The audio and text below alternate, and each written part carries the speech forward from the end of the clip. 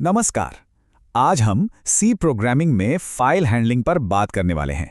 ये एक बहुत ही ज़रूरी चीज़ है जो आपके प्रोग्राम्स को डेटा हमेशा के लिए स्टोर करने की ताकत देती है, ताकि हर बार प्रोग्राम बंद होने पर सब कुछ उड़ ना जाए।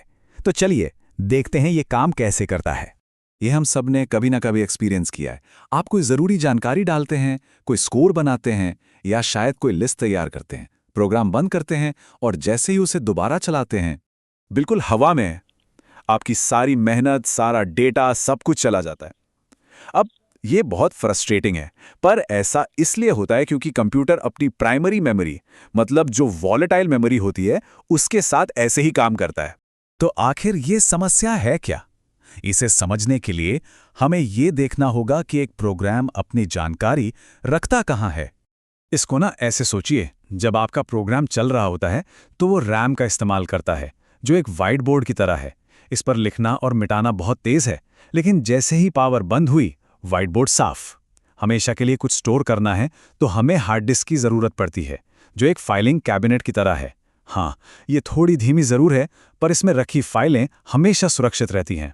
तो सवाल ये है कि हमारा प्रोग्राम इस फाइलिंग कैबिनेट तक पहुंचेगा कैसे? और इसका जवाब है फाइल हैंडलिंग। यही वो तरीका है जो हमारे कोड को हार्ड डिस्क पर फाइलें बनाने, पढ़ने और उनमें बदलाव करने की ताकत देता है। आसान भाषा में कहें तो फाइल हैंडलिंग हमें आउटपुट को सिर्फ स्क्रीन पर प्रिंट करने के बजाय उसे हमेशा के लिए सेव करने की आज़ादी देती है। यह हमारे प्रोग्राम को एक मेमोरी देता है, एक याददाश्त जो प्रोग्राम के बंद होने के बाद भी बनी रहती है। अब इस फाइलिंग कैबिनेट को इस्तेमाल करने के लिए हमारे पास कुछ टूल्स हैं। FP फाइल स्टार को आप हमारा लाइब्रेरियन समझ लें, एक पॉइंटर जो हिसाब रखता है कि हम किस फाइल पर काम कर रहे हैं। FOPEN वो चाबी है जो कैबिनेट का दराज खोलती है, और W, R और A जैसे मोड वो निर्देश हैं जो बताते हैं कि हम उस दराज के साथ करना क्या चाहते हैं। ये तीन मोड फाइल ऑपरेशंस की बिल्कुल बुनियाद हैं। W मोड यानी राइट एक खाली पन्ने की तरह है, ये सब कुछ मिटाकर शुरुआत से लिखता है। R मोड यानी रीड सिर्फ पढ़ने के लिए है, आप कुछ बदल नहीं सकते। और A मोड यानी अपेंड मौजूदा कंटेंट को छेड़े बिना आखिर में नई जानकारी जोड़ देता है। अच्छा, कोड में उतरने से पहले जरा इस फ्लो चार्ट को देखिए। ये हमारे प्रोग्राम के लॉजिक का एक नक्शा है। ये स्टार्ट होता है, यूजर को एक मेनू दिखाता है, उनकी पसंद के हिसाब से एक ऑपरेशन करता है, जैसे कि लिखना, पढ़ना या कॉपी करना, और फिर वापस मेन्यू पर आ जाता है। ये एक बहुत ही साफ और ऑर्गेनाइज्ड प्लान है। ठीक है, तो अब देखते हैं कि ये सब असल में काम कैसे करता है।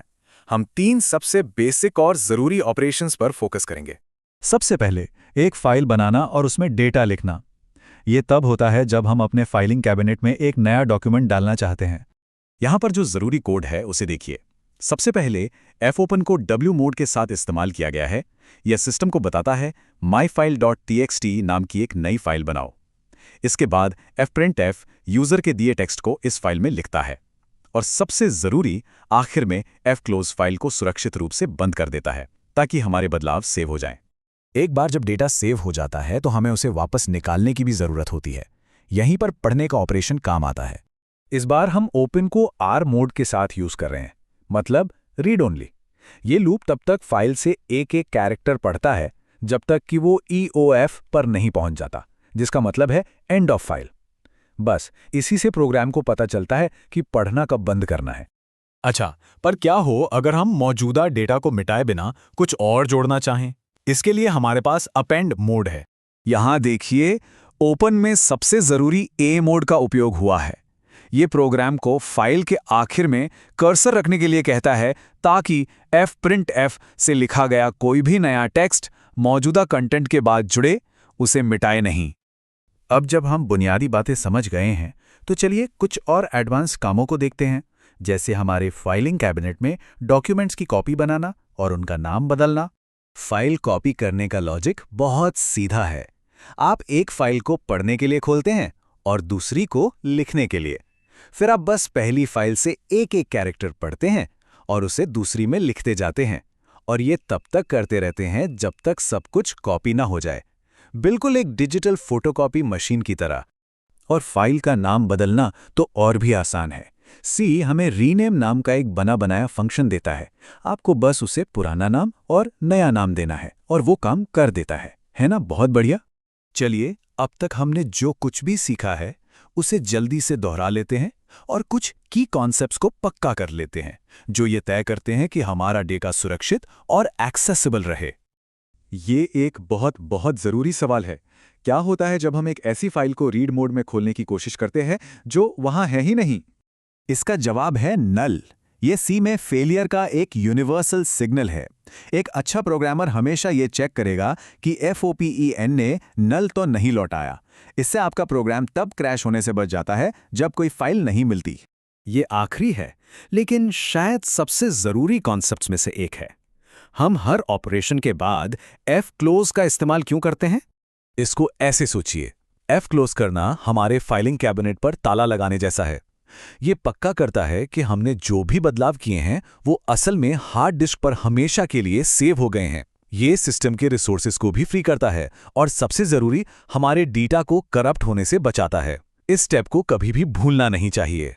और यह हमें एक बहुत ही दिलचस्प सवाल पर छोड़ जाता है। जब कोड में याद रखने की क्षमता होती है, जब वो डेटा को सेव कर सकता है, सीख सकता है और सेशंस के बीच जानकारी बनाए रख सकता है, तो संभावनाएं अनंत हो जाती हैं। तो सवाल यह है कि इस शक्ति के साथ आगे क्या बनाया जाएगा? सोचने के लिए एक अच्छा सवाल है।